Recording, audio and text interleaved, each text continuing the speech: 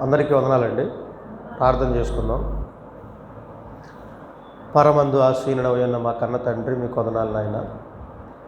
గడిచిన కాలంలో మమ్మల్ని అందరినీ కూడా మీ కృప చేత, మీ కరుణ చేత మమ్మల్ని అందరినీ కూడా మరి ప్రేమించిన విధానాన్ని బట్టి, అలాగే నాయన వెలకట్టలేని విలువైన మాటలు మాకు మాత్రమే దారాదత్వం చేసినందుకు మీకు వందనాలు తెలియజేస్తున్నాం కన్న తండ్రి. ఈ మాటలు కేవలం వినటమే కాకుండా ఆ మాటల ప్రకారం ప్రవర్తించే వారిగా మమ్మల్ని కూడా ఉంచమని, ఈ కార్యక్రమం అంతట్లో కూడా మీరు తోడుగా ఉండి విశేషమైన సంగతులు మాకు అందించమని, మీ కుమారుడైన పరిశుద్ధాత్మ దేవుని సన్నిధి సహవాసాన్ని మా అందరికీ మెండుగా ఉంచమని క్రీస్తు వారి పేర ఈ ప్రార్థన మీకు సమర్పిస్తున్నాము తండ్రి. ఆమేన్. ప్రియమైన దేవుని పిల్లలారా, నిజంగా ఈరోజు భూమి మీద పుట్టిన ప్రతి మనిషి కూడా దేనిని కోరుకుంటాడు, లేకపోతే దేనికోసం ప్రయాసపడతాడు అని అంటే, నిజంగా ఈ సమాజాన్ని మీరు ఆలోచన చేసినట్లయితే ప్రతి మనిషి కూడా ఉన్నదానితో తృప్తిపడి బ్రతకటానికి ఆలోచించటం లేదు, కానీ లేని దానికోసం, కాని దానికోసం ఆరాటపడి చేజేతులారా వారి జీవితాలని పాడు చేసుకున్నట్టుగా ఈ సమాజాన్ని చూస్తే మనకు అర్థమవుతుంది. ఒక మాటలో చెప్పాలంటే, నిజంగా ఈ మనుషులు దేనికోసం ప్రయాసపడుతున్నారు, లేకపోతే దేనికోసం ఆలోచిస్తున్నారంటే, నిజంగా మీరు మనసు పెట్టి ఆలోచిస్తే భూమి మీద పుట్టిన ప్రతి మనిషి కూడా తాను డబ్బును సంపాదించటానికి, లేకపోతే ఐశ్వర్యవంతుడు అవ్వటానికే ప్రతి మనిషి ఆరాటపడుతున్నాడు. చూడండి, ఈరోజు భూమి మీద మనిషిగా జనించిన ప్రతి ఒక్కరూ కూడా, అంటే ఈరోజు డబ్బు ఉన్న వాళ్ళే కానీ డబ్బు లేని వాళ్ళే కానీ, ప్రతి ఒక్కరి ప్రయాస పరుగు దేనికోసం మీరు చెప్పండి. కేవలం మేము అన్నం తినటానికే, మా 3 పూటల మా కడుపుని, మా కుటుంబ సభ్యులు కడుపు నింపుకోవటం కోసమే కష్టపడుతున్నాం అనేవాళ్ళను మీరు చూపించగలరా? పోనీ మనం ఉన్నామా? మీరు బాగా ఆలోచించండి. చాలా చక్కటి అంశం. మీరు జాగ్రత్తగా ఆలోచిస్తే చాలా విషయాలు మీకు అర్థమవుతాయి. అనంటే ఈరోజు ప్రతి మనిషి కూడా ఐశ్వర్యవంతులు అవ్వాలి, డబ్బున్నవాడు అవ్వాలి, ఆస్తులు సంపాదించాలి, ఇదే ఆలోచన తప్పితే రెండో ఆలోచన లేదు. పనికి వెళ్ళేవాడు అది ఆలోచిస్తాడు, చదువుకునేవాడు అది ఆలోచిస్తాడు, వ్యాపారం చేసేవాడు అది ఆలోచిస్తాడు. ప్రతి ఒక్క మనిషి ఆలోచన ఇదే తీరుగా ఉంటుంది. మీరు చూడండి, అవునా కదా? కొంతమంది మీరు చూడండి, ఇది మీకు అర్థం అవ్వాలంటే, పేదరికంలో జీవిస్తున్న మనుషులు ఏం కోరుకుంటారు? నేనేంటి ఈ పేదరికంలో పుట్టాను, వాడు చూడు డబ్బున్న కుటుంబంలో పుట్టాడు, వాళ్ళకి ఆస్తులు ఉన్నాయి, నాకేమీ లేవు, నేనెందుకు ఈ కుటుంబంలో పుట్టాను, నాకెందుకు ఈ బ్రతుకు అని ఎప్పటికప్పుడు తన్ను ప్రశ్నించుకుంటుంటాడు, నిందించుకుంటుంటాడు. బాగా ఆలోచించండి. ఇటువంటి మాటలు మనం విన్నాం, ఇటువంటి సందర్భాలను మనం చూసాం. ఎవరైనా పేదరికంలో పుట్టడానికి ఇష్టపడతారు? కొన్ని మీరు చెప్పండి. నేను పేదరికంలో పుట్టడానికి ఇష్టపడేవాడిని అనేవాళ్ళు ఎవరైనా ఉంటారా? ఎవ్వరు ఉండరండి. నేను పేదరికంలో పుట్టాలి, పేదరికాన్ని అనుభవించాలని ఏ ఒక్కరు అనుకోరు. కానీ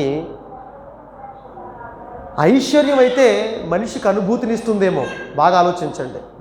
డబ్బును సంపాదించిన తర్వాత, ఆస్తులను కూడబెట్టిన తర్వాత మనిషికి అనుభూతినిస్తుంది. ఆహా, నేను సంపాదించేశాను, నా పిల్లలకి నేను సంపాదించి పెట్టాను, నా కుటుంబ సభ్యులందరికీ నేను సంపాదించి పెట్టిన అనుభూతి నీకు ఉంటుంది. కానీ భవిష్యత్తులో దానివలన జరిగే అనర్థాలు అన్నీ ఇన్నివి కావన్న సంగతి అతనికి తెలియదు. కానీ పేదరికం మాత్రం అనుభవాన్ని నేర్పిస్తుందండి. మనిషి ఎలా బ్రతకాలో నేర్పిస్తుంది, మనిషి ఏ విధంగా జీవించాలో నేర్పిస్తుంది, మనుషులు ఆలోచించే విధంగా పరిగెడతారు. ప్రేమణ దేవుని పిల్లలు ఆలోచించండి. కానీ ఈరోజు లోకస్తులే కాదండి, లోకంలో ఉన్నవాళ్ళు ప్రతి ఒక్కరూ డబ్బు కోసమే పరుగులెడుతున్నారు, సంపాదించడం కోసమే ప్రయాసపడుతున్నారు, సంపాదించడం కోసమే వారి జీవితం అంతా ఖర్చు పెడుతున్నారు. పోనీ బైబిల్ పట్టుకున్న క్రైస్తవులు దేనికోసం ఆలోచిస్తున్నారు మీరు చెప్పండి? దేనికోసం ఆలోచిస్తున్నారు? దేవుడి దగ్గరికి వెళ్ళేది ఎందుకండి? దేవుడి దగ్గరికి వెళ్ళేది ఎందుకు క్రైస్తవులు అని మనం అనుకుంటున్నాం, నిత్య జీవనం మనం అనుకుంటున్నాం. కానీ ఈరోజు మెజారిటీ పీపుల్స్, భక్తులు అనేవాళ్ళు దేవుని ఆశీర్వాదం కావాలని కోరుకుంటున్నాడు. దేవుడు ఆశీర్వాదం దేనికి? ఐశ్వర్యం కోసం. దేవుడు నీ దగ్గరికి వస్తాం, నువ్వు ఆశీర్వదించు. ఏమని ఆశీర్వదించాలి? మా ఇళ్ళు వాకిట్లు పట్టజాలనంత ఆశీర్వాదం నువ్వు మాకు ఇవ్వాలి. మా పిల్లలు బాగా అభివృద్ధి చెందాలి, మా కుటుంబాలు ఐశ్వర్యంతో నిండిపోవాలి అని వీళ్ళు కూడా అడుగుతున్నారు. దాన్ని కూడా ఈ రోజున సేవకులు అనేవాళ్ళు కూడా దాన్ని కూడా సమర్థిస్తున్నారు. దేన్ని బట్టి సమర్థిస్తున్నారు అని అంటే బైబిల్లో 2 వచనాలు చూద్దాం. చూడండి, సామెతల గ్రంథము 10వ అధ్యాయము 22వ వచనంలో ఏమని మాట్లాడుతున్నాడు మీరు జాగ్రత్తగా ఆలోచించండి ప్రియులారా. ఎంత చక్కటి మాటలు బైబిల్ గ్రంథంలో నిక్షిప్తమై ఉన్నాయి. బైబిల్లో ఉన్న ప్రతి వచనాన్ని ఎప్పుడూ కూడా శరీర సంబంధమైన ఆలోచనలతో ఎప్పుడు ఆలోచించకూడదండి. బైబిల్లో వ్రాయించబడిన ప్రతి మాట కూడా ఆత్మ సంబంధమైన జ్ఞానముతో, లోతైన జ్ఞానంతో మిళితమై ఉన్నాయి ప్రతి మాట కూడా. అందుకే లోతైన జ్ఞానంతో ఆలోచించాలి, సంగతులను ఎప్పుడు కూడా పైన ఆలోచించకూడదని దేవుడు చెబుతాడు. చూడండి అక్కడ ఏం చెబుతున్నాడు? యెహోవా ఆశీర్వాదము ఐశ్వర్యం ఇచ్చును. బాగుంది కదండి, చాలా బాగుంది కదా. దేవుడు ఆశీర్వాదం ఏమి ఇస్తుంది? ఇప్పుడు ఐశ్వర్యాన్ని ఇస్తుంది. మరి మీరేంటి ఐశ్వర్యాన్ని సంపాదించొద్దంటారు అని మనం ప్రశ్నించవచ్చు, దేవుని కూడా ప్రశ్నించవచ్చు.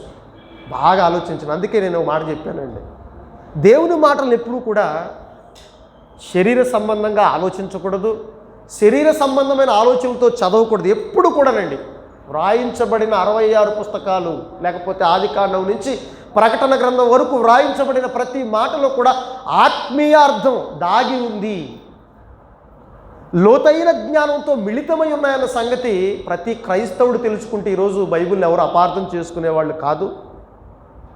బైబిల్ పట్టుకున్న క్రైస్తవులు ఈ రోజున ముక్కలుగా చెదిరిపోయేవాళ్ళు కాదు, ఒక్కటిగా ఉండేవాళ్ళు. క్రైస్తవ ప్రపంచం చాలా బాగుండేది. క్రైస్తవ ప్రపంచాన్ని చూసి సమాజం చాలా నేర్చుకునేదండి. ఇక్కడున్న మాట మరి అదే అర్థం ఇస్తుంది. యెహోవా ఆశీర్వాదము ఐశ్వర్యాన్ని ఇస్తుంది. ఇంకొద్ది ముందుకు వెళితే అదే సామెతల గ్రంథము 14వ అధ్యాయము 24వ వచనంలో ఏం చెప్తున్నాడు చూడండి. సామెతల గ్రంథము 14వ అధ్యాయము 24వ వచనంలో కూడా ఏం చెబుతున్నాడు మీరు జాగ్రత్తగా ఆలోచిస్తే, జ్ఞానుల ఐశ్వర్యము వారికి భూషణము అన్నాడు. ఇక్కడ ఎవరి ఐశ్వర్యము? జ్ఞానుల ఐశ్వర్యము. ఈ రోజున ఎవరు డబ్బు సంపాదిస్తారు లోకంలో? తెలివైన వాళ్ళే కదా డబ్బులు సంపాదించేది, తెలివైన వాళ్ళే కదా మనల్ని పాలించేది, తెలివైన వాళ్ళే కదా వ్యాపారం బాగా చేసి డబ్బులు బాగా సంపాదించేది, తెలివైన వాళ్ళే కదా రూపాయి కూడబెట్టి డబ్బులన్నీ సంపాదించేది. అదే మాట చెబుతున్నాడు ఇక్కడ కూడా. అదే అర్థాన్ని వచ్చేటట్టు ఆ మాటను అపార్థం చేసుకున్నారు ఈరోజు లోకమంతా కూడా. ఏమన్నాడు? జ్ఞానుల ఐశ్వర్యము వారికి భూషణము అన్నాడు. చూడండి, అంటే ఈ మాటను బట్టి మనం ఐశ్వర్యాన్ని సంపాదించాలా? ఈ మాటలను బట్టి ఐశ్వర్యాన్ని మీరు సంపాదించండి, మీరు దేవుడి దగ్గరికి రండి, మీకు ఆశీర్వాదం ఉంటుందని ఈరోజు భక్తులకు కూడా అదే నేర్పుతున్నారు. భక్త ప్రపంచం కూడా అదే నేర్చుకుంది. ఈరోజు ప్రపంచంలో ప్రతి మనిషి కూడా ఐశ్వర్యవంతులు అవ్వాలని ఆరాటపడుతున్నారు, పోరాటం చేస్తున్నారు, అహోరాత్రులు కష్టపడుతున్నారండి. అవండి ప్రారంభంలో మొన్న పాటలు కూడా ఈ మాట చెప్పానండి. ప్రారంభంలో చాలామంది మన జీవితాల్లో తిండికి లేని వాళ్ళు ఈ ప్రపంచంలో చాలామంది ఉంటారండి. మన జీవితాలను కూడా మనం ఆలోచించుకున్నట్లయితే మనలో కూడా ఉన్నవాళ్ళు తిండికి లేని స్థితిలో నుంచి అభివృద్ధి చెందిన వాళ్ళు చాలామంది ఉంటారు. ఈ ప్రపంచం ఏం ఆలోచిస్తుందంటే అభివృద్ధి అంటే ఐశ్వర్యం అంటే ఏంటయ్యా అనుకుంటుందంటే తినటానికి తిండి లేని స్థాయి నుంచి తినడానికి సమయం లేని స్థాయికి ఎదగటమే అభివృద్ధి, ఐశ్వర్యం అనుకుంటుంది ప్రపంచం. ఈరోజు బాగా డబ్బు సంపాదించేవాడిని, వ్యాపారం ఉన్నవాడిని, మంచి అధికారిని అడగండి, ఏమండి కొద్దిగా భోంచేయండి అని అడగండి, నాకు ఖాళీ లేదు, నాకు సమయం లేదు, చాలా పని ఉందని బయట పెడతాడు. అంటే తినటానికి కూడా ఇష్టపడలేదు. ఆ రోజేమో తిండి లేక బాధపడ్డారు, ఈరోజు తిండుండి బాధపడుతున్నారు. దానికి దీనికి ఏమైనా తేడా ఉందా? మీరు ఆలోచించేయండి ప్రియమైన దేవుని పిల్లలారా. ఆ రోజు తిండి లేక బాధపడ్డాం, కానీ ఈరోజు తిండి లేదా అంటే తిండి ఉంది, అయినా బాధపడుతున్నాం దేనికోసం? ఆలోచించాలి. ప్రపంచం అంతా కూడా ఇటువంటి ఆలోచన చేసేవాళ్ళు ఈ ప్రపంచంలో లేరు కాబట్టి ప్రపంచం అంతా కూడా అజ్ఞానం వైపు పరుగులెడుతుంది ప్రియమైన దేవుని పిల్లలారా. కానీ దేవుడు దేన్ని సంపాదించమంటున్నాడు, అసలు అందులో ఉన్న అర్థం ఏంటి అని ఆ ఒక్క మాటతో ఆగిపోకూడదండి. ఎప్పుడు ఇంకా ముందుకు వెళ్ళాలి. అసలు ముందు వేరే గ్రంథంలో కాదు, అదే సామెతల గ్రంథంలో ముందుకు వెళితే ఏం చెబుతున్నాడు మీరు ఆలోచిస్తే 23వ అధ్యాయం 4వ వచనం ఏం చెప్తున్నాడు చూడండి సామెతల గ్రంథం. అందుకే బైబిల్ని ఎప్పుడు కూడా పైపైన చదవకూడదు, ఒక మాటను చూసి మనం ఒక అభిప్రాయానికి రాకూడదు, ఇంకా వెళ్ళాలి. లోతైన పరిశోధనలోకి వెళ్ళి ఆలోచిస్తే దేవుడు ఏం కోరుకుంటున్నాడు, దేవుడు ఏం చెబుతున్నాడు అని అంటే చూడండి, ఏం చెబుతున్నాడు చూడండి. సామెతల గ్రంథం 23వ అధ్యాయం 4వ వచనంలో ఏం చెబుతున్నాడంటే, ఐశ్వర్యము పొంద ప్రయాసపడకుము అన్నాడు. చూడండి అదేంటండి, ఇందాకేం చెప్పాడు, దేవుడు ఆశీర్వాదమేమో ఐశ్వర్యానికి కారణం అని చెప్పాడు. జ్ఞానులకు ఐశ్వర్యము అది ఆభరణం అని చెప్పాడు, కంఠభూషణం అని చెప్పాడు, ఒక ఆభరణం లాంటిదని చెప్పాడు. ఇక్కడికి ముందుకు వచ్చేసరికి ఏం చెప్తున్నాడు అదే సొలొమోను గారు పరిశుద్ధాత్మ ప్రేరణతో, ఐశ్వర్యం పొంద ప్రయాసపడొద్దయ్యా ప్లీజ్. మీరు డబ్బును సంపాదించడానికి ప్రయాసపడొద్దు, పరుగులెట్టొద్దు మీరు. తర్వాత కింద ఏమన్నాడు, మీకు ఒకవేళ అట్టి అభిప్రాయం కలిగితే, ఇప్పుడు ఆ రెండు మాటలు బట్టి ఏ అభిప్రాయం కలిగింది మనకి తెలుసండి దేవుడికి. నేను చెప్పే మాటలు పూర్తిగా ఆలోచించరు, పూర్తిగా నా దగ్గరికి రాళ్ళు అపార్థం చేసుకుంటారని దేవుడు తెలుసా తెలీదా? తెలుసు. అందుకే మీరు అటువంటి అభిప్రాయాన్ని పక్కన పెట్టండి అన్నాడు. ఎటువంటి అభిప్రాయాన్ని? ఐశ్వర్యాన్ని సంపాదించాలన్న అభిప్రాయాన్ని మీరు పక్కన పెట్టండి, మీరు పక్కన పెట్టండి. ఒకవేళ అటువంటి అభిప్రాయం మీకుంటే దాన్ని ఏం చేయమన్నాడు, పక్కన పెట్టేయండి, విడిచిపెట్టేయండి అని చెప్తున్నాడు. ఏమండి, దేవుడు విడిచిపెట్టమన్నాడు అంటే, దేవుడు వదిలేయమన్నాడంటే వదిలేయటం మనిషికి శ్రేయస్కరం. వదలకుండా పట్టుకుంటే ఏం జరుగుతుంది? ప్రమాదం జరుగుతుంది. అదే ఈరోజు ప్రపంచానికి పట్టిన దౌర్భాగ్యమైన పరిస్థితి.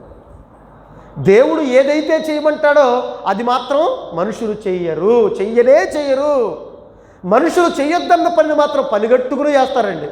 ఏమంటే దేవుడు ఎన్ని సందర్భాల్లో చెప్పాడండి, ఎన్ని సందర్భాల్లో మీరు డబ్బును సంపాదించొద్దు, ఐశ్వర్యవంతులు అవ్వటానికి మీరు ప్రయాసపడొద్దు, అటువంటి ఆలోచన ఉంటే మీరు తీసేయండి. ఒకవేళ మీరు డబ్బు సంపాదించాలన్న ఆలోచన, ఐశ్వర్యవంతులు అవ్వాలన్న ఆలోచన మీకుంటే మీరు సమస్త కిడుల్లోకి పడిపోతారయ్యా అని చెప్పాడా చెప్పలేదా? మీకు మీరు నాశనం తెచ్చుకుంటారని చెప్పాడా చెప్పలేదా? ఒకటి కలిమి విస్తరించడం వాడి జీవానికి మూలం కాదని చెప్పాడా లేదా?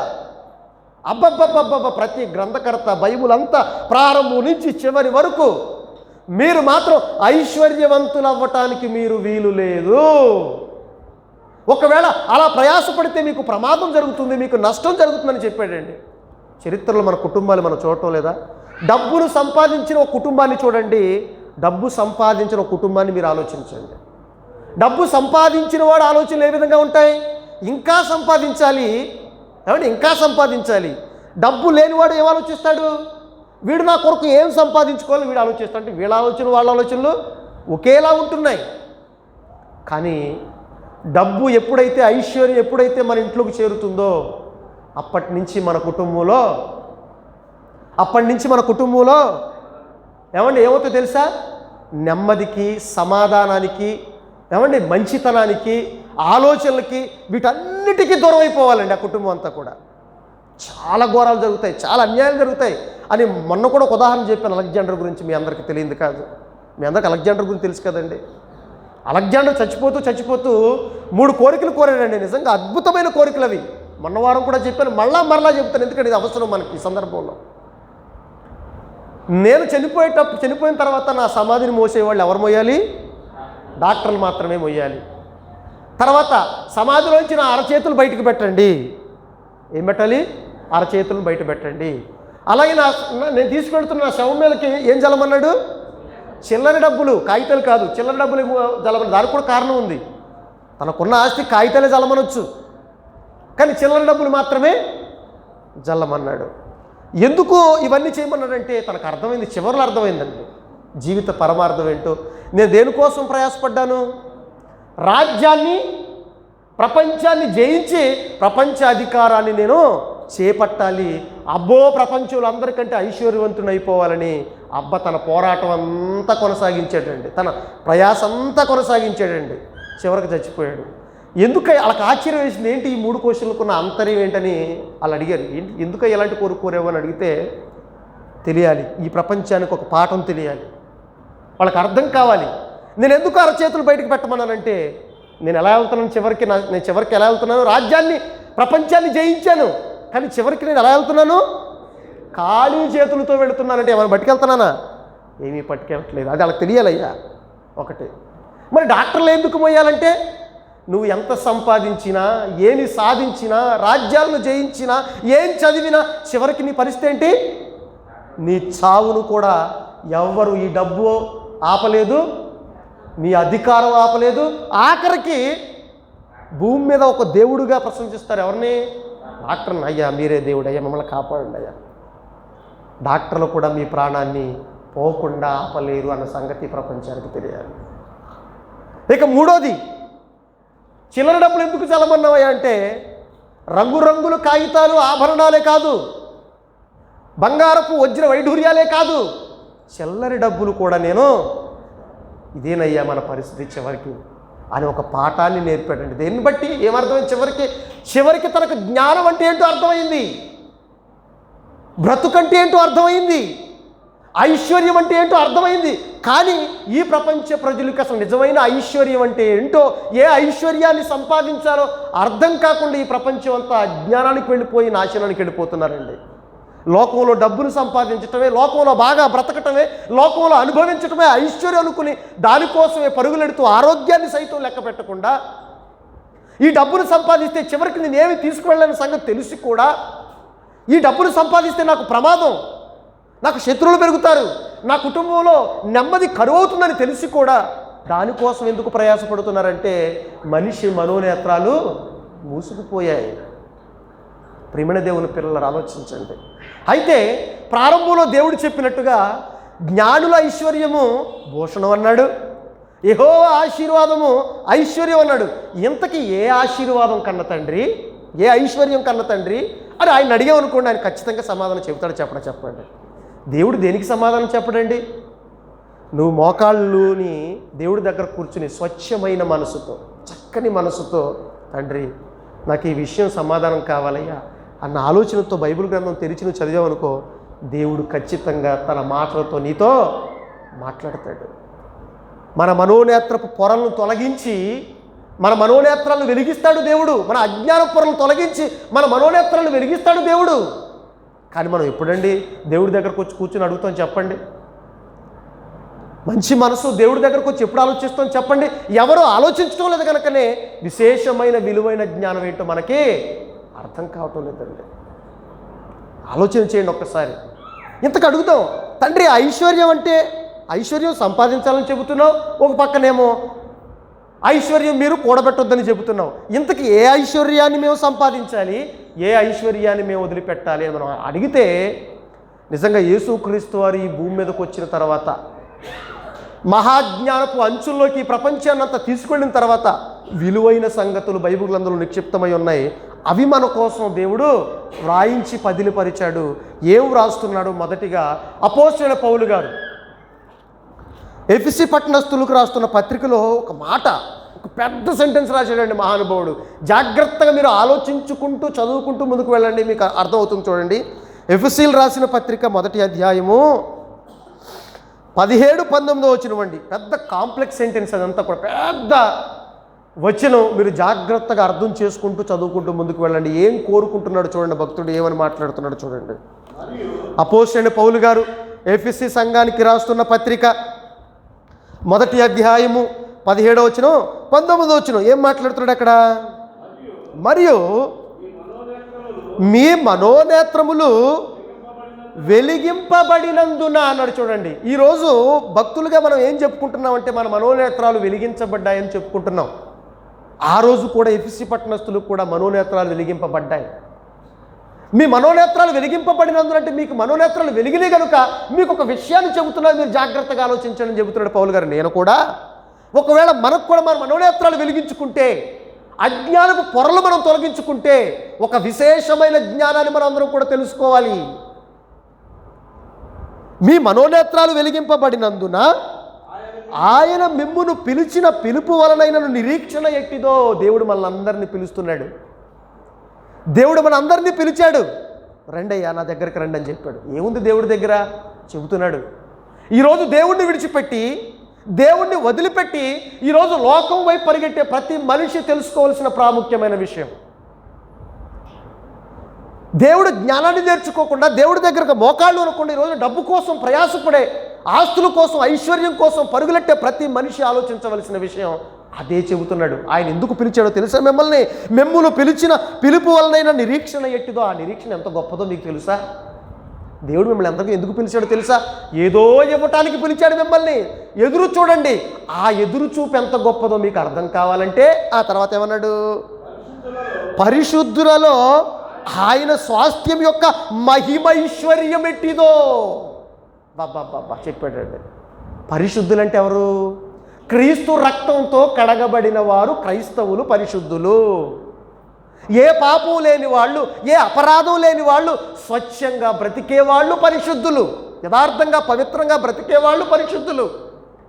ఆ పరిశుద్ధుల్లో దేవుడు ఏం కోరుకుంటున్నాడు? స్వాస్థ్యముగా ఏమి ఇష్టపడుతున్నాడంటే అదే చెబుతున్నాడు. పరిశుద్ధుల్లో ఆయన స్వాస్థ్యం యొక్క మహిమైశ్వర్యము.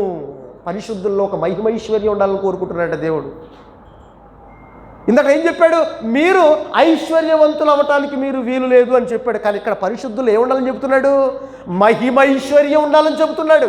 అది ఎట్టిదో తర్వాత ఆయన క్రీస్తునందు వినియోగపరిచిన బలాతిశయమును బట్టి విశ్వసించు మన యందు ఆయన చూపుచున్న తన శక్తి యొక్క అపరిమితమైన మహత్వం ఎట్టిదో. అమ్మ బాబోయ్, దేవుడు చూపిస్తున్న శక్తి, క్రీస్తు ద్వారా మనకు నేర్పిస్తున్న ఆ మహాజ్ఞానం ఎట్టిదో, ఆ మహిమైశ్వర్యం ఎట్టిదో, ఆ నిరీక్షణ ఎట్టిదో మీరు తెలుసుకొనవలనని మన ప్రభు అయిన యేసుక్రీస్తు దేవుడు అని చెప్పుకుంటూ కిందకు వెళుతున్నాడు. అది మీరు తెలుసుకోవాలి. ఏం తెలుసుకోవాలి? పౌలు గారు కూడా ఏం చెప్తున్నాడు? ఐశ్వర్యం అంటే మీరేంటో తెలుసుకోవాలి. ఆ మహిమైశ్వర్యం ఎంత గొప్పదో మీకు తెలుసుకోవాలి. దేవుల్లో నిరీక్షణ ఎంత గొప్పదో మీరు తెలుసుకోవాలి. ఆ దేవుని శక్తి ఎంత గొప్పదో మీరు అందరూ తెలుసుకోవాలి. ప్రియమైన దేవుని పిల్లలు, మీరు అందరూ కూడా జాగ్రత్తగా ఆలోచించండి. ఇవన్నీ ఎవరు తెలుసుకోవటానికి ఇష్టపడతారు? మనోనేత్రాలు వెలిగింపబడిన వాళ్ళు మాత్రమే తెలుసుకోవటానికి ఇష్టపడతారు. ఇంతకీ ఏంటయ్యా ఐశ్వర్యం, ఆ మహిమైశ్వర్యం అనంటే ఇంకా ఆలోచించుకుంటూ ముందుకు వెళితే అపోస్తలుడైన పౌలు గారు కొరింథీ సంఘానికి రాస్తున్న మొదటి పత్రిక 1వ అధ్యాయం 6వ వచనం చెబుతున్నాడు. చూడండి ప్రియులారా, కొరింథీ సంఘానికి రాస్తున్న మొదటి పత్రిక 1వ అధ్యాయము 6వ వచనం చెబుతున్నాడు. చూడండి, క్రీస్తును గూర్చిన సాక్ష్యము మీలో స్థిరపరచబడినందున. పై వచనం కూడా చదవండి, బాగా అర్థమవుతుంది. పై వచనం కూడా చదవండి. క్రీస్తు యేసునందు మీకు అనుగ్రహింపబడిన, క్రీస్తు యేసునందు మనందరికీ అనుగ్రహింపబడిన దేవుని కృపను చూచి మీ విషయమై నా దేవునికి కృతజ్ఞతాస్తుతులు చెల్లిస్తున్నాను అన్నాడు. దేవుడు అనుగ్రహించాడు మనకు పెద్ద కృప, పెద్ద మహిమ మనకు అనుగ్రహించాడు. దానిని బట్టి దేవునికి నేను ఏం చేస్తున్నాను? కృతజ్ఞతాస్తుతులు చెల్లిస్తున్నాను అని చెప్పాడు. ఏంటయ్యా, ఎందుకు చెప్తున్నాడు? కింద ఎప్పుడు చదవండి ఆ మాట. క్రీస్తును గూర్చిన సాక్ష్యము, క్రీస్తును గూర్చిన మర్మము, క్రీస్తు గూర్చిన జ్ఞానము మీలో స్థిరపరచబడినందున ఆయన యందు మీరు ప్రతి విషయములోను. ఎవరి యందు? దేవుని యందు ప్రతి విషయంలో, లోకమందు ప్రతి విషయంలో కాదు, దేవుని యందు ప్రతి విషయములోను, అనగా సమస్త ఉపదేశము. ఫస్ట్ ఒక పాయింట్ చెప్పాడు. ప్రతిదీ అన్నాడు కదా, అన్నీ అన్నాడు కదా. అన్నీ ఏంటంటే సమస్త ఉపదేశములోను, సమస్త జ్ఞానములోను ఐశ్వర్యవంతులైరి అన్నాడు. చూడండి, ఇప్పుడు కొరింథీ పట్టణంలో ఉన్న వాళ్ళందరూ దేంట్లో ఐశ్వర్యవంతులయ్యారు? జ్ఞానములోను ఉపదేశములోను దేవుని యందు ప్రతి విషయంలోనూ ఐశ్వర్యవంతులయ్యారు. అంటే ఇప్పుడు అర్థమవుతుంది మనకి నిజమైన ఐశ్వర్యం అంటే ఏంటి. నిజమైన ఐశ్వర్యం ఏంటంటే తెలుసా దేవుడు చెప్పే ఉపదేశం, దేవుడు చెప్పే ప్రతి విషయమైన జ్ఞానం మనిషికి ఐశ్వర్యం అని చెబుతున్నాడు. దాన్ని సంపాదించుకోండి. అది కొరింథీ పట్టణస్తులందరూ కూడా సంపాదించుకున్నారు కాబట్టి నా తండ్రి అయిన దేవుడికి నేను కృతజ్ఞతాస్తుతులు చెల్లిస్తున్నాను అన్నాడు. చూడండి, అంటే ఇప్పుడు దేవుడు సంపాదించుకోమన్న ఐశ్వర్యం ఏంటో తెలుసా. అందుకని ఒక మాట, జ్ఞానుల ఐశ్వర్యం అన్నాడు. జ్ఞానుల ఐశ్వర్యం. జ్ఞానంటే ఎవరు? దేవుని యందు భయభక్తులు కలిగి ఉన్నవాడు జ్ఞాని, దేవుణ్ణి తెలుసుకున్నవాడు జ్ఞాని. ఆ జ్ఞాని నిజమైన దేవుడు జ్ఞానాన్ని, దేవుడు ఉపదేశాన్ని తెలుసుకుని దేవుని ఉపదేశ ప్రకారం బ్రతకటమే మీకు పెద్ద ఐశ్వర్యం అయ్యా. అంతకంటే ఐశ్వర్యం ఉంది చెప్పండి అన్నాడు పౌలు గారు.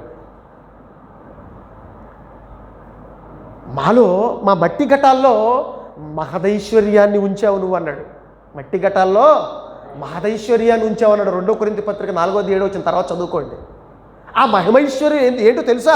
పైన చెబుతాడు, దేవుడు ఒక వెలుగును మనకిచ్చాడు. క్రీస్తు ద్వారా ఆ వెలుగు మన హృదయాల్లో ప్రకాశించటమే, మన బ్రతుకుల్లో దేవుణ్ణి అన్వయించుకోవటమే, దేవుని అందులో భయభక్తులు కలిగి బ్రతకటమే, ఆ దేవుడు జ్ఞానం లోకానికి ప్రకటించటమే నిజమైన ఐశ్వర్యమయ్యా అని చెప్పాడు. అదేనయ్యా మా మట్టి ఘటాల్లో ఉంచిన మహదైశ్వర్యం అన్నాడు. చూడండి ఎంత మంచి మాటలు చెప్పాడండి. కానీ మనిషి వింటాడా అండి? పోనీ భక్తులు వింటారా అండి? ఏంటి దేవుడు జ్ఞానం, ఆ దేవుడు ఐశ్వర్యం ఏం తెలుసండి మనిషికి చెప్పండి. లోకాలను కలిగించిన దేవుణ్ణి వదిలిపెట్టి ఏదో దేవుడిచ్చిన కొన్ని వాటిని వస్తువులు వాటిని ఐశ్వర్యం అనుకుంటున్నావు. అసలు దేవుణ్ణి సంపాదించటమే లోకాన్నే సంపాదించడం అన్న సంగతి మనిషికి తెలుసా చెప్పండి. ఇంకా పౌలు గారు ఏం మాట్లాడుతున్నాడు మీరు ఆలోచిస్తే ప్రియమైన దేవుని పిల్లలారా. అదే ఎఫెసీయులకు రాసిన పత్రిక 1వ అధ్యాయము 7వ వచనం చూడండి ఏం చెప్తున్నాడు. చూడండి అక్కడ ఎంత బాగుంటుందో చూడండి. ఎఫెసీ సంఘానికి రాస్తున్న పత్రిక 1వ అధ్యాయము 7వ వచనంలో ఏమని చెబుతున్నాడు చూడండి. దేవుని కృపా మహదైశ్వర్యమును బట్టి, దేవుని కృప మహదైశ్వర్యమును బట్టి దేన్ని బట్టి అండి? దేవుడు కృప చూపించాడు, అదే మీకు ఐశ్వర్యాన్ని ఇచ్చాడు. ఆ మహదైశ్వర్యాన్ని బట్టి ఆ ప్రియుని యందు ఆయన రక్తము వలన మనకు విమోచనము అనగా మన అపరాధములకు క్షమాపణ మనకు కలిగి ఉన్నది. ఏమండి, మనిషి యొక్క పాపము అపరాధం పోవటమే అసలు మనిషికి ఉన్న గొప్ప ఐశ్వర్యం దేవుడు చెబుతున్నాడు. నీ అపరాధాలు కలగబడ్డాయి కదా, క్రీస్తు రక్తం అనే ఐశ్వర్యం చేత, అబ్బో గొప్ప ఆస్తి చేత మనందరి పాపాలు కడగబడ్డాయి కదా. అంతకంటే ఐశ్వర్యం ఉందా చెప్పు? దాన్ని వెలగట్టగలవా? క్రీస్తు రక్తాన్ని, అనే పవిత్ర రక్తాన్ని నువ్వు వెలగట్టగలవా? నువ్వు పాపం చేత అపరాధాల చేత బ్రతికితే ఆ బ్రతుకు ఒక బ్రతికేనా చెప్పండి? వద్దయ్యా, దేవుడికి అది ఇష్టం లేదు. దేవుడికి ఏమి ఇష్టమో తెలుసా? స్వచ్ఛంగా, ఆనందంగా, హాయిగా, యథార్థంగా, పవిత్రంగా బ్రతకటం ఆయనకి ఇష్టం. అటువంటి వాళ్ళని చూసి దేవుడు ఆనందిస్తాడు. కానీ ఈరోజు మనుషులు ఎవరండి యథార్థంగా పవిత్రంగా బ్రతుకుతున్నారు చెప్పండి? యథార్థతో పవిత్రతలో ఏముంది అనుకుంటున్నాడండి మనిషి? అపరాధం లేకుండా బ్రతికితే ఏముంటుంది అనుకుంటున్నాడు మనిషి? కానండి, ఒక మనిషి ఒక క్షణం ఆగి నిజంగా నిస్వార్థంతో యథార్థంగా పవిత్రంగా మంచిగా బ్రతికి మంచిని పెంచేవాళ్ళుగా మనం బ్రతికితే ఆ ఆనందం చాలా బాగుంటుందండి. నిజంగా ఆ ఆనందం అనుభవించిన వాళ్ళకి అర్థమవుతుందండి. కానీ లోపట ఏవేవో పెట్టుకుని స్వార్థంతో, కల్మషాలతో, కుట్రలతో, కక్షలతో మనం బ్రతికితేనండి మనం మనశ్శాంతిగా ఉండమండి. అది మనకు మేలు కాదండి. మనకు మేలు కలగాలంటే, మనం క్షేమంగా ఉండాలంటే, మన కుటుంబాలు ఆదరణ పొందాలంటే, మంచి మానవత్వం, దైవత్వాన్ని మనం ప్రపంచంలో చూడాలి అంటే, మన కుటుంబాలు ఏ స్వార్థం లేకుండా హాయిగా ఆనందంగా ప్రేమలతో బ్రతకాలి అంటే, మనం అందరం కూడా దేవుడు చెప్పినట్టుగా పాపం లేకుండా బ్రతికి పాపాలన్నీ కూడా కడగబడి హాయిగా బ్రతికితే నిజంగా చాలా బాగుంటుందండి. అలా బ్రతికే వాళ్ళు ఎవరు? అలా బ్రతకాలని ఆలోచించేవాళ్ళు ఎవరు చెప్పండి? అదే పెద్ద ఐశ్వర్యం దేవుడు చెబుతున్నాడు. అంతకంటే ఐశ్వర్యం చెప్పు? డబ్బులు సంపాదించావు, కుటుంబంలో నెమ్మది లేదు, కుటుంబంలో సమాధానం లేదు, రోజు కొట్టుకు చచ్చిపోతున్నారు, అవసరమైతే ఆస్తుల కోసం ఎదుటివాడిని చంపుతున్నారు. ఏమైనా ఆనందంగా ఉందా? ఏమైనా సంతోషంగా ఉందా మీకు? కాదు. కానీ మీ కుటుంబం అంతా కూడా ప్రేమతో బ్రతికి, మంచి విలువలతో బ్రతికి, ఆప్యాయత అనురాగాలతో బ్రతికి చక్కగా బ్రతికితే నిజంగా కుటుంబం ఎంత బాగుంటుందో ఒకసారి ఊహల్లోకి వెళ్ళండి. అదయ్యా మీకున్న ఆశీర్వాదం అని చెబుతున్నాడు. ఆ ఆశీర్వాదానికి కారణమైన యేసుక్రీస్తు వారిని భూమి మీదకి పంపించాడు, తన రక్తాన్ని ఒలికించాడు, మనల్ని అందరినీ కూడా కడిగాడు, ఐశ్వర్యవంతులను చేశాడు. కడిగిన తర్వాత ఎలా బ్రతకాలో తన ఐశ్వర్యపూరితమైన మాటలు మనకి ఇచ్చాడు. బ్రతకండి, చక్కగా ఆనందంగా బ్రతకండి కొంతకాలం ఈ భూమి మీద, తర్వాత నా దగ్గరికి మీరు వచ్చేయండి అని చెప్పాడండి. ఎంత బాగుంటుందండి, ఎంత మంచి మాటలు చెబుతున్నాడండి. ఇంకా అదే ఎఫెసీ పత్రికలో ఏం చెబుతున్నాడంటే 2వ అధ్యాయం 6వ వచనంలో కూడా ఏం చెప్తున్నాడు చూడండి ప్రియులారా. 2వ అధ్యాయము 6వ వచనంలో ఏం చెప్తున్నాడు చూడండి. ఎఫెసీయులకు రాసిన పత్రిక 2వ అధ్యాయం 6వ వచనం, క్రీస్తు యేసునందు ఆయన మనకు చేసిన ఉపకారముల ద్వారా అత్యధికమైన తన కృపామహదైశ్వర్యమును రాబో యుగములో కనపరుచు నిమిత్తము. ఎవరి ద్వారా ఇచ్చాడు మనకి అత్యధికమైన మహదైశ్వర్యం? యేసుక్రీస్తు ద్వారా మనకి ఇచ్చాడు. అది అందరికీ తెలియాలి, రాబోయే తరాలకు అది అర్థం అవ్వాలి. ఆ ఐశ్వర్యవంతులు అవ్వాలని దేవుడు కోరుకుంటున్నాడు. కానీ ఈరోజు ఆ ఐశ్వర్యవంతులు అవ్వాలని ఎవరు కోరుకుంటున్నారు చెప్పండి? దేవుడి దగ్గరకు వచ్చేవాళ్ళు కోరుకుంటున్నారా? దేవుళ్ళు లేని వాళ్ళు కోరుకుంటున్నారా? మాకొద్దు ఐశ్వర్యం. ఎందుకొద్దు? వాళ్ళకి అర్థం కాలేదు కనుక. దేవుడిచ్చే ఐశ్వర్యంలో ఏమంటే ఆ విలువలు, ఆ పరమార్థాలు, ఆ మంచితనం మనకు అర్థమైతే ఆ విలువనే మనం కోరుకునే వాళ్ళం కాదు. కోరుకోవటం లేదంటే మనకు అర్థం కాలేదని చెప్పాలండి. అదే ఎఫెసీ పత్రిక 3వ అధ్యాయం 8వ వచనంలో కూడా ఏం చెప్తున్నాడు చూడండి, ఇంకా బాగుంటుంది చూడండి. అది 3వ అధ్యాయం 8వ వచనంలో కూడా దేవుడు మన ప్రభు అయిన క్రీస్తు యేసునందు చేసిన నిత్య సంకల్పం చొప్పున, దేవుడు మన ప్రభు అయిన క్రీస్తు యేసునందు చేసిన నిత్య సంకల్పము చొప్పున పరలోకములోను ప్రధానులకును అధికారులకును సంఘము ద్వారా తన యొక్క నానా విధమైన జ్ఞానము ఇప్పుడు తెలియబడవలని ఉద్దేశించి. ఆయన సంకల్పం ఏంటో తెలుసా? దేవుడు ఆలోచన ఏంటో తెలుసా? దేవుడు ఉద్దేశం ఏంటో తెలుసా? పరలోకంలో ఉన్న ప్రధానులు, అధికారులు, భూమి మీద ఉన్న ప్రతి మనిషికి తన సంఘం ద్వారా ఏం తెలియాలి? జ్ఞానం తెలియదు. అదే చెబుతున్నాడు చూడండి కిందకు వచ్చేసరికి, సంఘము ద్వారా తన యొక్క నానా విధమైన జ్ఞానము ఇప్పుడు తెలియబడవలని ఉద్దేశించి శోధింప శక్యము గాని క్రీస్తు ఐశ్వర్యము అన్యజనులలో ప్రకటించుటకును అన్నాడు చూడండి. శోధింప శక్యము గాని క్రీస్తు ఐశ్వర్యము. క్రీస్తు ఐశ్వర్యము దాన్ని ఎవరైనా శోధించగలరా? దాన్ని ఎవరిని మీ దగ్గర నుంచి దొంగిలించగలరా? దానికి తుప్పు పడుతుందా? దానికి చెమ్మిట పడుతుందా? ఉండదు. అది అంతకంతకంటే అభివృద్ధి చేస్తుందే తప్పితే దానివల్ల నీకు వచ్చే ప్రమాదం ఏమీ లేదు. కానీ డబ్బును సంపాదించుకున్నావు అనుకో, ఏమవుతుంది? డబ్బును సంపాదిస్తే ఏమవుతుంది? నీకు శత్రువులు పెరుగుతారు. ఈ రోజున గోల్డ్ చైన్, బంగారం చైన్ వేసుకుని రోడ్డు మీదకి వెళ్ళామనుకో, ఏం చేస్తున్నారు? కుదిరితే చైన్ తెంపుకుని పోతున్నారు, కుదరకపోతే పీకను కూడా కట్ చేసి పోతున్నారు. పిల్లలకి చెవులు దుద్దులేస్తాం చూడండి, చెవులకు దుద్దులు. నిజంగా ఆ డబ్బుని, ఆ ఆస్తిని సంపాదించడం కోసం పిల్లలను కూడా చంపి చెవులను కూడా కోసుకునే బంగారపు ఆభరణలు పట్టుకెళ్ళిపోయి దౌర్భాగ్యమైన పరిస్థితులు మనం బ్రతుకుతున్నామండి. ఈ రోజున డబ్బు కోసం ఎన్ని హత్యలు జరగటం లేదు చెప్పండి. ఈరోజు డబ్బు కోసం ఎన్ని కుటుంబాలు పతనం అవ్వట్లేదు చెప్పండి. ఈ రోజున డబ్బు కోసం ఎన్ని దారుణాలు ఈ లోకంలో జరగట్లేదు చెప్పండి. ఈ రోజున డబ్బు కోసం ఎన్ని ఆత్మహత్యలు జరగట్లేదు మీరు చెప్పండి. ఈ రోజున డబ్బు కోసం నానా విధమైన గడ్డి తినట్లేదు మీరు ఒక్కసారి మీరు చెప్పండి.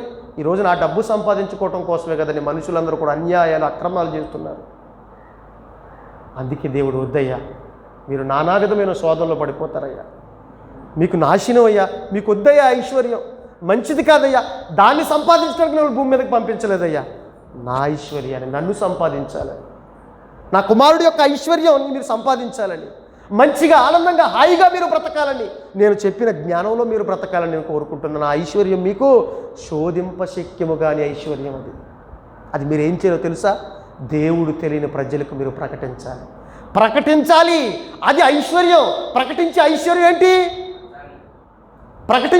ఏంటి? దేవుడు జ్ఞానం. దేవుడిని మీరు ప్రకటించండి, దేవుడు ఉపదేశాన్ని చెప్పండి, విలువైన మాటలు చెప్పండి. అదే నిజమైన ఐశ్వర్యం. అంతకు మించిన ఐశ్వర్యం ఏముందో చెప్పు. ఐశ్వర్యం అంటే అదయ్యా. కొరింథీ పట్టణస్థులు ఐశ్వర్యంలో అభివృద్ధి చెందారు. సంఘాలన్నీ కూడా ఐశ్వర్యంతో అభివృద్ధి చెందాయి. ఏ ఐశ్వర్యం అంటే నువ్వు మిమ్మల్ని పొందుకోవటమే ఐశ్వర్యం, మీ కుమారుని పొందుకోవటమే ఐశ్వర్యం, మీ కుమారుడు రక్తం మా మీద అప్లై అవ్వటమే మాకు ఐశ్వర్యం, మీ కుమారుడు అనుగ్రహించిన జ్ఞానమే మాకు ఐశ్వర్యం, ఆ ఉపదేశమే ఐశ్వర్యం అని చూడండి. తెలుసండి? ఎవరికైనా తెలుసా చెప్పండి? తెలిస్తే వాటి కోసమే ప్రయాసపడేవాళ్ళు, తెలిస్తే ఈ రోజున వాటి కోసమే పరిగెట్టేవాళ్ళు. కానీ ఈరోజు దేనికోసం మనం పరిగెడుతున్నాం చెప్పండి? యెషయా గ్రంథంలో అంటాడు ఒక చోట, దేవుని యందలి భయమే ఐశ్వర్యం అంటాడు. 33వ అధ్యాయం 6వ వచనం, తర్వాత చదువుకోండి. యెషయా గ్రంథం 33వ అధ్యాయం 6వ వచనంలో దేవుని యందలి భయమే ఐశ్వర్యం అంటే దేవుడు అంటే భయం కలిగి ఉండటం పెద్ద ఐశ్వర్యం అంట మనిషికి. ఎప్పుడైతే దేవుడు అంటే భయం ఉంటుందో ఏ మనిషి అయినా తప్పు చేయడానికి సాహసించడండి. తప్పు జరగకపోతే ఆ మనిషి ఎంత హాయిగా ఉంటాడు, ఆ మనిషి ద్వారా ఇంకో మనిషి ఇంకెంత హాయిగా ఉంటాడు చెప్పండి. సామెతల గ్రంథము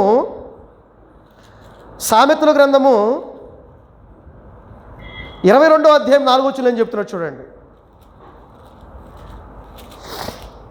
సామెతల గ్రంథము 22వ అధ్యాయం 4వ వచనంలో ఏం చెప్తున్నాడు మీరు ఆలోచిస్తే,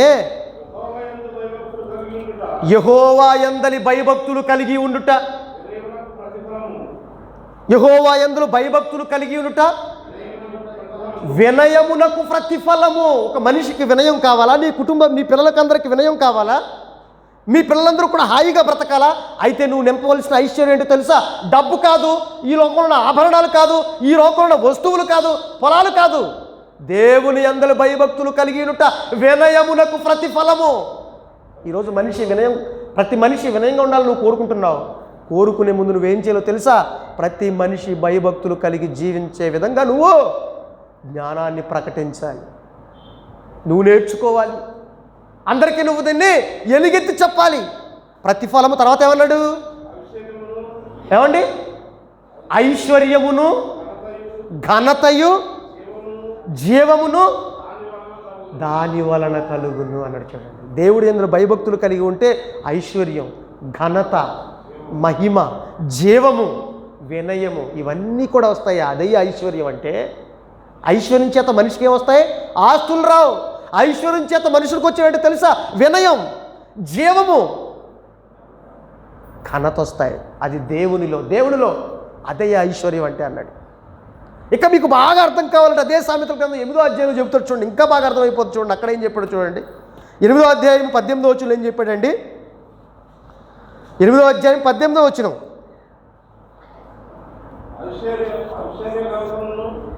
ఐశ్వర్య ఘనతలను స్థిరమైన కలిమి అన్నాడు. ఏం చెప్పాడు? అస్థిరమైన కలిమి గురించి చెప్పాడు. అస్థిరమైన కలిమిని మీరు సంపాదించుకోవద్దని చెప్పాడు. అవి మీతో రావు, అవి మీతో ఉండవు, అవి మీకు ప్రమాదాన్ని కలిగించే అస్థిరమైన కలిమి యందు మీరు నమ్మిక ఉంచొద్దని తిమోతి గారు కూడా చెప్తాడు. పౌలు గారు తిమోతి రాసిన మొదటి పత్రిక 6వ అధ్యాయం 17వ వచనంలో కూడా చెప్తాడు, అస్థిరమైన కలిమి యందు మీరు నమ్మిక ఉంచొద్దు అని చెప్తాడు. అక్కడ ఇక్కడ దేని యందు నమ్మిక ఉంచమని చెప్తాడు. ఇక్కడ సామెతల్లో ఐశ్వర్య ఘనతలను స్థిరమైన కలిమియు నీతియు ఆయన యొద్ద ఉన్నవి. దేవుడి దగ్గర ఏమని అనుకుంటున్నావు? స్థిరమైన కలిమి, ఐశ్వర్య ఘనతలు, మహిమలు ఇవన్నీ కూడా దేవుడి దగ్గర ఉన్నవయ్యా. నీ కుటుంబానికి మేలు కలిగించే ఐశ్వర్యం దేవుడి దగ్గరకు ఉంది. రా దేవుడి దగ్గరకు వచ్చి నేర్చుకో.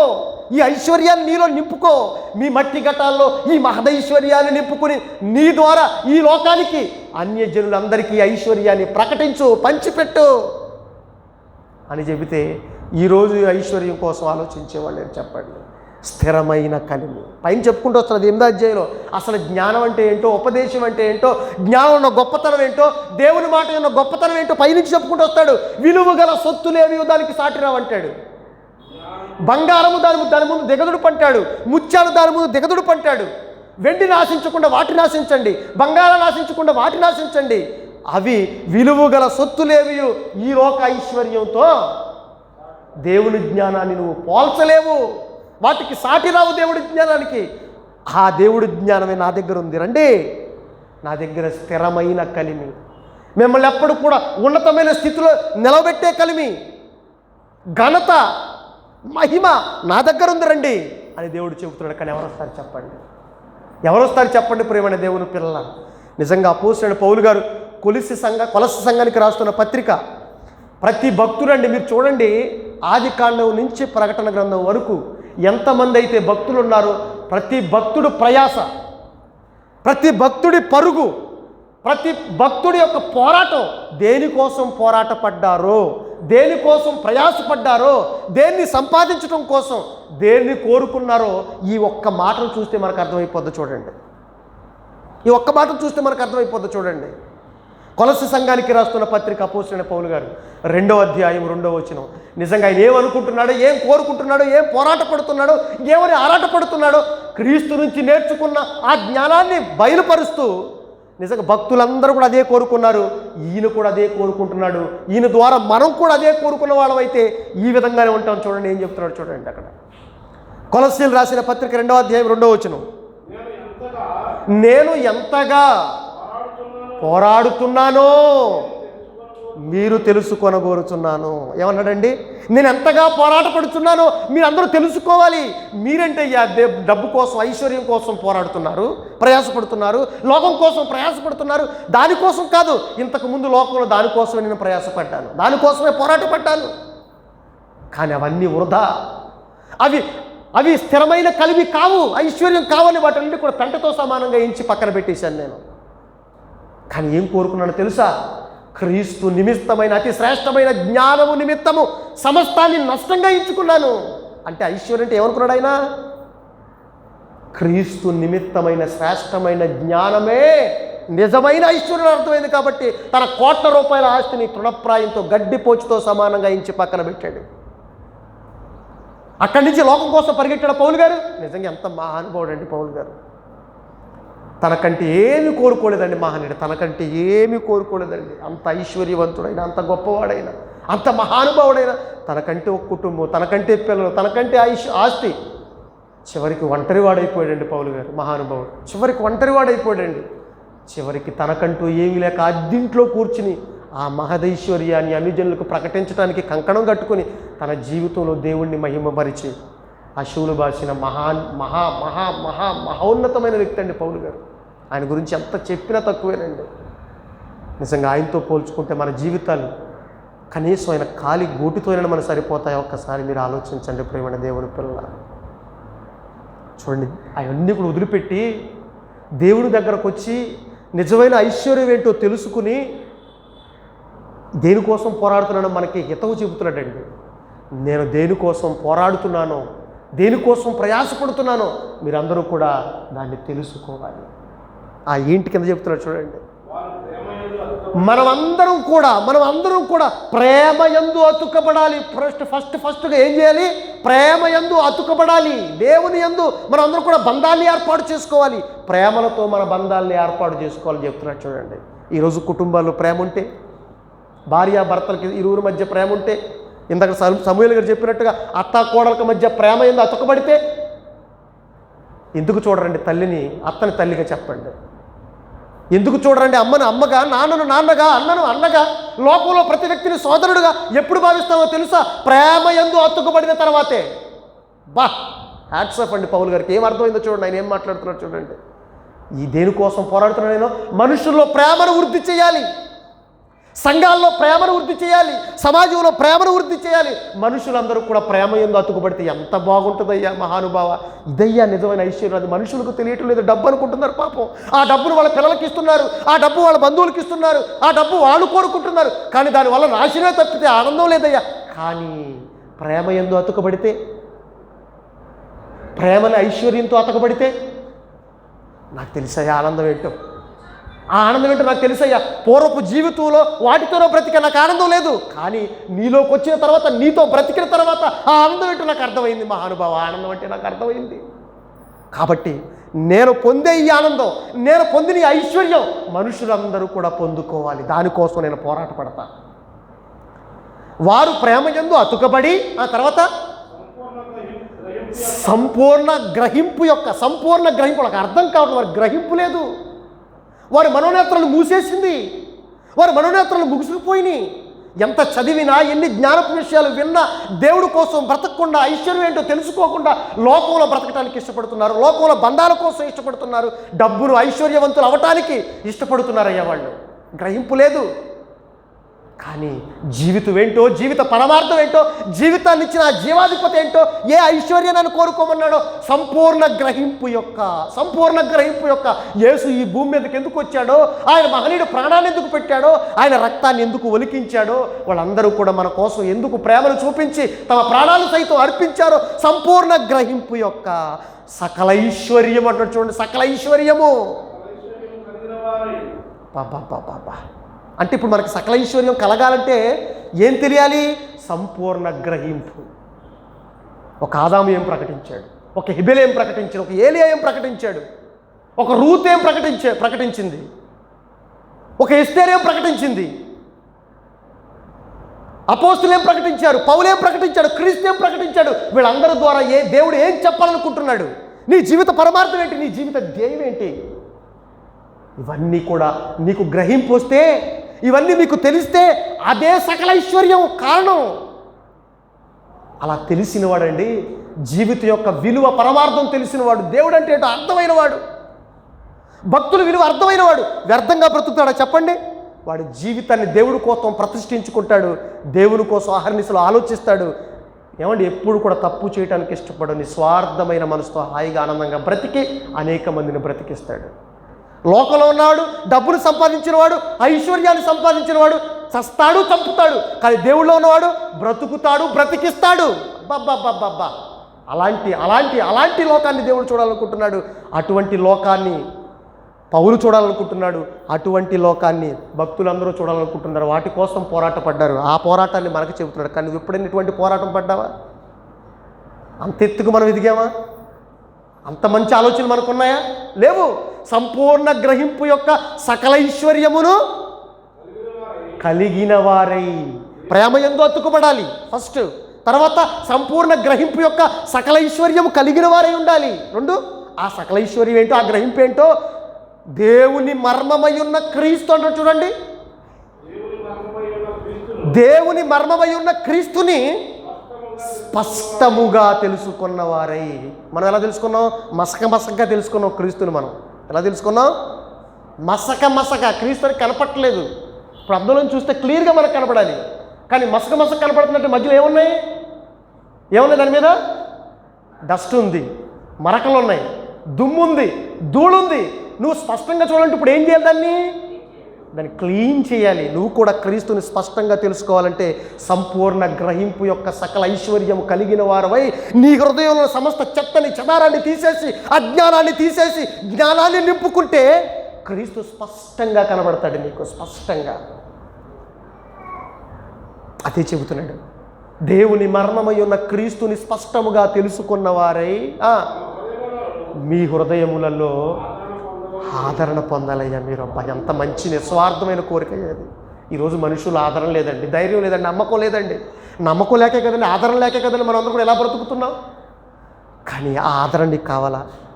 నీ తండ్రి నీ కోసం ఉన్నాడన్న ఆదరణ నీకు కావాలా? నీ అన్న క్రీస్తు నీ కోసం ప్రాణం పెట్టి వెళ్ళిపోయినా నీ కోసం ఎదురు చూస్తున్నాడన్న ఆదరణ నీకు కావాలా? పరిశుద్ధాత్మ దేవుడు మిమ్మల్ని సత్యంలో ప్రతిష్ఠించడానికి ఆరాటపడుతున్నాడన్న ఆదరణ మీకు కావాలా? ఈ రోజున పరిశుద్ధులందరూ కూడా మిమ్మల్ని సత్యంలో స్థిరపరచబడాలని, సంపూర్ణ గ్రహింపు యొక్క సకల ఐశ్వర్యాలకు మీరు కారణభూతులు కావాలని, మనందరూ కూడా ప్రేమతో అతుకబడాలని. అమ్మ బాబోయ్, అందరి కోసం మన కోసం అందరూ కష్టపడుతున్నారా? దేనికి? మమ్మల్ని ఐశ్వర్యవంతులు చేయడానిక? ఎందులో?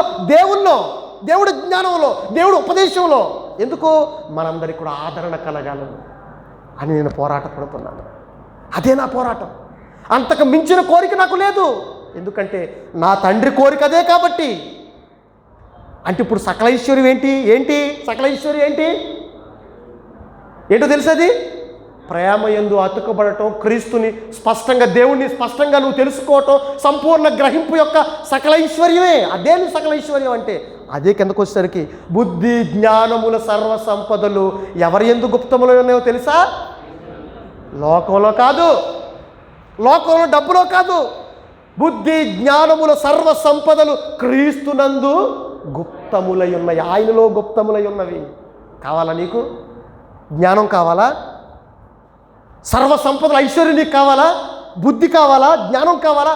రా క్రీస్తు దగ్గరకు రా, దేవుడి దగ్గర రా. ఆయన యందు ఇవన్నీ కూడా దాచబడ్డాయి, అవన్నీ కూడా నిక్షిప్తం చేయబడ్డాయి. వాటితో మీరందరూ కూడా నింపుకోండి. మీ బ్రతుకులు ఎంత బాగుంటాయో ఒకసారి చూసుకోండి. డబ్బులు సంపాదిస్తే నువ్వు పోతావు, కానీ నీ దేవుణ్ణి, క్రీస్తుని, ఈ జ్ఞానాన్ని నువ్వు సంపాదించుకుంటే, ఈ ఐశ్వర్యవంతుడు అయితే నీ బ్రతుకు బాగుంటుంది, నీ జీవితం బాగుంటుంది, నీ కుటుంబం బాగుంటుంది. ఏ ఐశ్వర్యం కావాలి చెప్పు? క్రీస్తులో దాచబడిన బుద్ధి జ్ఞానం నీకు కావాలా? దేవుని యందు భయభక్తులు నీకు కావాలా? చెప్పు. క్రీస్తు రక్తంతో నీ అపరాధాలు కడుక్కోవటం నీకు కావాలా? లేదు, లోకంలో అజ్ఞానంగా బ్రతికి డబ్బుని సంపాదించడం కోసం పరిగెడతావా? డబ్బులు సంపాదించడం పరిగెట్టావనుకో, ఇక్కడ నాశనం అయిపోతావు, అక్కడ కూడా నాశనం అయిపోతావు. అయ్యా, ఇక్కడ నువ్వు బాగుండాలి అంటే, అక్కడ నువ్వు బాగుండాలి అంటే నువ్వు ఏ ఐశ్వర్యాన్ని సంపాదించాలి? పరిశుద్ధులు సంపాదించిన ఐశ్వర్యం, పౌలు సంపాదించిన ఐశ్వర్యం, క్రీస్తుని సంపాదించిన ఐశ్వర్యం, మట్టి ఘటాల్లో దేవుడు పెట్టిన ఆ మహదైశ్వర్యం కలవాడై ఉండాలని కోరుకుంటున్నాడు. అలా ఉంటే మన బ్రతుకులు బాగుంటాయి. చివరిగా మహానుభావుడు యేసుక్రీస్తు ఒక చక్కటి ఉపమానాన్ని చెప్పాడు. ఆ ఉపమానాన్ని చూపించి ముగిస్తాను చూడండి. మత్తయి గారు రాసిన సువార్త 13వ అధ్యాయము 44వ వచనం. మత్తయి గారు రాసిన సువార్త 13వ అధ్యాయము 44వ వచనంలో ఏం చెబుతున్నాడు చూడండి. ప్రియమైన దేవుని పిల్లలారా, ఎంత చక్కగా చెబుతున్నాడు చూడండి. మత్తయి గారు రాసిన సువార్త 13వ అధ్యాయం 44వ వచనం. పరలోక రాజ్యము, పరలోక రాజ్యము, పరలోక రాజ్యము పొలములో దాచబడిన ధనమును పోలి ఉన్నది. పొలంలో దాచబడి ఉందట ధనం అంతా. పొలంలో దాచబడిన ధనం అని మనకు తెలిసిందనుకో, మనం ఏం చేస్తాం? పరుగే పరుగు, తొవుడే తొవుడు. ఎక్కడో తెలిసిందట బంగారు గల్లు పడిపోతున్నాయి, కొండతో వేస్తున్నాడు కొండని. ఎక్కడో తెలిసి డబ్బులు దొరుకుతున్నాయని ఏదో పొలంలో అబ్బబ్బబ్బా ఊరంతా పరుగే పరుగు. మొత్తం పనులన్నీ పక్కన పెడతారు, మొత్తం పనులన్నీ పక్కన పెట్టి పరుగే పరుగు. దేనికోసం? దాచబడిన ధనం కోసం, లోకంలో సంపాదించే ధనం కోసం. అవునా కదా చెప్పండి? అబ్బా, యేసుక్రీస్తు ఎంత మేధావండి, ఎంత తెలిసండి ఆయనకి. మనుషుల మనస్తత్వాలు ఆయనకి తెలియవు, మన బ్రతుకులు ఆయనకి తెలియవు. ఈరోజు ప్రతి మనిషి పరిగెట్టేది దేనికోసం? దాచబడిన ధనం కోసం పరిగెడుతున్నారు మనుషులందరూ కూడా. పరలోక రాజ్యం ఎలా ఉందంటే చూడండి, మన మనస్తత్వాలు ఏ విధంగా ఉన్నాయో దానికి అద్దం పడుతూ, ఏమండి, లోక జ్ఞానాన్ని తొక్కి దేవుడి జ్ఞానాన్ని ఏ విధంగా ప్రస్ఫుటం చేస్తున్నాడు యేసుక్రీస్తు. అది యేసుక్రీస్తు వారికి చెల్లు, బైబిల్కే చెల్లది. ఎవరి తరమవును? మనుషులకు అర్థమయ్యే విధంగా ఉపమాన రీతిలో చెప్పటం. ఎవరి తరమవును? యేసుకు తప్ప. మనోనేత్రాలు వెలిగించటం ఎవరి తరమవును? యేసుక్రీస్తుకు తప్ప. బ్రతుకులు బాగు చేయటం ఎవరి తరమగును? క్రీస్తుకు తప్ప, బైబిలుకు తప్ప. అదే చెబుతున్నాడు చూడండి. పరలోక రాజ్యము దాచబడిన ధనమును పోలి ఉన్నది, పొలములో దాచబడిన ధనమును పోలి ఉన్నది. ఇప్పుడు ఏం చేయాలి? ఒక మనుష్యుడు దాన్ని కనుక్కోవాలి. ఏ ధనాన్ని? నువ్వు అనుకుంటున్న ధనాన్ని కదా. ఇప్పుడు పాట ఉన్నారు కదా, నువ్వు అనుకున్న ధనం కోసం అయితే నువ్వు పరిగెడుతున్నావు, కానీ దేవుడు అనుకున్న ధనాన్ని, దేవుడు అనుకున్న ఐశ్వర్యాన్ని దాన్ని కనుగొనాలి. కనుగొని దాచిపెట్టి అది దొరికిన తర్వాత సంతోషంతో మీరు అందరూ, మీకు అర్థమైతేనండి, ఇటువంటి మాటలు మీకు అర్థమైతే గుండెల్లోంచి సంతోషం పొంగుకొస్తుందండి. అమ్మ బాబోయ్, ఎంత ఆనందం ఉంది, ఎంత ఆనందం, ఎంత హాయిగా ఉంది. నిజంగానండి, నిజంగా దేవుడు చెబుతాడండి, 2 పూటలు అయితే 3 పూటలు ఆహారాన్ని తిని మనం బట్ట కట్టుకుని తృప్తిగా ఉంటే చాలయ్యా అన్నాడు. అంతకు మించి ఏం కావాలి చెప్పండి? 3 పూట్ల హాయిగా తిని కుటుంబంతో ప్రేమ, ఆప్యాయత, అనురాగాలతో బ్రతికి ఈ దేహాన్ని కప్పుకోవటానికి ఒక చక్కటి గుడ్డ కప్పుకుంటే అంతకు మించి ఏం కావాలి చెప్పండి మనకి? అంతకు మించిన ప్రయాసం మనకి ఏం కావాలి చెప్పండి? ఆయాసం తప్పితే ఏముందండి? అట్లాంటిది కావాలి. కానీ ఈరోజు మనుషులు అంతకు మించి ప్రయాసపడుతున్నారు. అది వద్దు అని చెబుతున్నాడు. ఒకవేళ నీకు అర్థమయ్యి మీకు ఆనందమైతే, మేము అన్నవస్త్రములు కలవారమే తృప్తి పొందుతాం, మాకు చాలు అనుకునేవాళ్ళండి. నా కుటుంబంలో దేవుడు ఉంటే చాలు, దేవుడి జ్ఞానం ఉంటే చాలు, అదే ఐశ్వర్యం. లోకాలను కలిగించి నా తండ్రి నాకుంటే చాలు, అదే పెద్ద ఐశ్వర్యం అని అనుకునేవాడంట. ఏం కోరుకుంటాడు? చదవండి మాట. తనకు కలిగినదంతయో అమ్మి, ఒకవేళ ఇప్పుడు వరకు సంపాదించే వాళ్ళంతా కూడా అమ్మేసి ఆ పొలమును కొనుక్కుంటాడట. ఏ పొలాన్ని? దాచబడిన ధనం ఉంది, చూసావు? దాచబడిన ధనం. ఇప్పుడు దేవుడు దాచబడిన ధనం ఎక్కడుంది? బుద్ధి, జ్ఞానములు, సర్వ సంపదలు ఎక్కడున్నాయి? ఎక్కడ దాచబడ్డ, ఎక్కడ గుప్తములై ఉన్నాయి? గుప్త నిధులన్నీ ఎక్కడున్నాయి? యేసులో గుప్తములై ఉన్నవి. అర్థమైపోయింది ఇప్పుడు మీకు? ఆ పొలం ఎక్కడుంది అర్థమైపోయిందా? దేవుడు అండి, క్రీస్తు అండి, బైబిల్ అండి, దాచబడి ఉంది అందులో. దానికోసం నువ్వు ఏం చేస్తావు? చావు అవసరమైతే నువ్వు బ్రతుకుతావు. దాన్ని కొనుక్కో. దేని కొనుక్కుంటున్నావు నువ్వు? పరలోక రాజ్యం దాచబడిన ధనం, పొలములో దాచబడిన ధనముతో పోలి ఉన్నది. ఏ ధనం కావాలి, ఏ ఐశ్వర్యం నీకు కావాలి చెప్పు. ప్రియమణి దేవుని పిల్లలను ఆలోచించండి. దేవుని ఐశ్వర్యంలో నీకు నెమ్మది ఉంది, ఆదరణ ఉంది, ప్రేమ ఉంది, ఆప్యాయత ఉంది, అనురాగం ఉంది, మంచి ఉంది, యథార్థత ఉంది, పవిత్రత ఉంది. ఇవి ఉంటే ప్రపంచం అంతా కూడా సుభిక్షంగా ఉంటుంది, సంక్షేమం ఉంటుంది. అది కాకుండా లోకంలో డబ్బులు దానికోసం ప్రయాసపడ్డావా, దానికోసం నీకు నెమ్మది లేదు, సంతోషం లేదు, ఆనందం లేదు, రోగాలే రోగాలు, నాశనమే నాశనం, ఎప్పుడు గొడవలే గొడవలు, అశాంతి అశాంతి అశాంతి. కాబట్టి క్రీస్తే దేవుడే, ఏమంటే దేవుడు జ్ఞానమే ఐశ్వర్యం. క్రీస్తు ప్రోక్షించిన రక్తం, పరిశుద్ధ రక్తం ఐశ్వర్యం. ఆ ఐశ్వర్యం కావాలని కోరుకునేవాళ్ళు దేవుడు కావాలనుకుంటున్నాడు. అటువంటి ఐశ్వర్యవంతుడు అయితే, అటువంటి డబ్బు నీకుంటే నేను ఎక్కడ తీసుకెళ్తాడు? ఇప్పుడు పరలోకం తీసుకెళ్తాను. మరి ఏం సంపాదించుకుంటే పరలోకం ఎట్లా వెళ్తావు? డబ్బులు బాగుంటేనే కదా దుబాయ్ వెళ్ళేది, సంపాదించుకునే కదా దుబాయ్ వెళ్ళేది, అంతేనా? బాగా డబ్బు సంపాదిస్తేనే కదా అమెరికా వెళ్ళేది, బాగా డబ్బులు సంపాదిస్తే ఇంకో దేశం వెళ్ళేది. మరి పరలోకం వెళ్ళాలంటే ఏం సంపాదించావు? వాస్తవమైన జీవితాన్ని సంపాదించుకునే నిమిత్తము వారు భూమి మీద మంచి పునాది వేసుకుని ఔదార్యము గలవారై సత్క్రియలు అనే ధనాన్ని అందరికీ పంచి సంపాదించి వారు అశువులు భాషన జీవితాలను చూసి మీరు ఏమి నేర్చుకున్నారు? సంపాదించుకోండి, దేవుడి జ్ఞానాన్ని సంపాదించుకోండి, దేవుని సంపాదించుకోండి, క్రీస్తుని సంపాదించుకోండి, ఆ జ్ఞానాన్ని నింపుకోండి, ఆ ఐశ్వర్యంతులు అవ్వండి. పరలోక రాజ్యంలో గొప్పగా మీరందరూ కూడా బ్రతకాలని దేవుడు కోరుకుంటున్నాడు, నేను కోరుకుంటున్నాను. కళ్ళు మూసుకొని ప్రార్థన చేసుకుందాం. ప్రేమ నమ్మకం కలిగిన మా ప్రియ పరలోకపు తండ్రి, నాయన దేవా, నిజమే తండ్రి, ఈ లోకంలో అజ్ఞానంగా ఆలోచించి తండ్రి మేము లోకంలో మాకు అశాశ్వతమైన అస్థిరమైన కలిమి కోసం మేము పోరాడుతున్నాం, ఐశ్వర్యం కోసం మేము ఆరాటపడుతున్నాం. కానీ మీలో దాచబడిన, మీ కుమారుల్లో దాచబడిన, మీ భక్తుల్లో దాచబడిన స్థిరమైన కలిమి కోసం మేము ఆలోచించడం లేదు కన్న తండ్రి. కానీ ఎప్పుడైతే మా మట్టి ఘటాల్లో ఐశ్వర్యం ఉంటుందో మాకు చాలా ఆనందం కలుగుతుంది నాయన. ఆ ఐశ్వర్యంతో మేము నింపుకుని అనేక మందికి పంచిపెడితే ఈ ప్రపంచంలో సంక్షేమం, ఈ ప్రపంచంలో క్షేమం తప్ప రెండోది ఉండదు నాయన. అటువంటి ప్రపంచాన్ని మీరు కోరుకుంటున్నారు.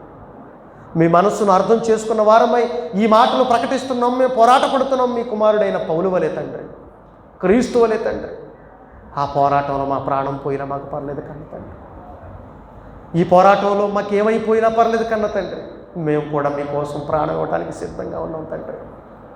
ఆశీర్వదించండి, మీ సకల ఐశ్వర్యంతో మమ్మల్ని ఆశీర్వదించండి.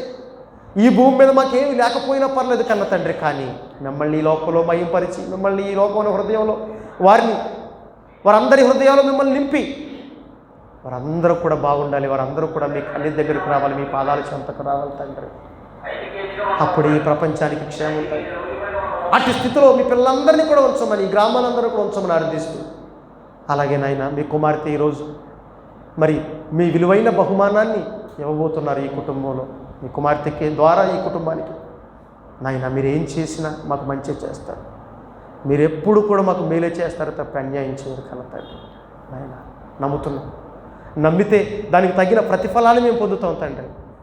మనందరినీ కూడా ఆత్మ సంబంధమైన మెండైన దేవులతో ఆశీర్వదించమని, ఈ కుటుంబానికి మీ తోడు, మీ కాపుదల ఎప్పుడు ఉంచమని, ఈ గ్రామానికి కూడా ఉంచమని, ఈ గ్రామం అందరినీ కూడా మీ పాదాల చెంతకు వచ్చి మీకోసం బ్రతకగలిగే ధన్యతను ప్రసాదించమని అర్థిస్తూ క్రీస్తు వారి పేరు ఈ ప్రార్థన మీకు సమర్పిస్తున్నాము తండ్రి.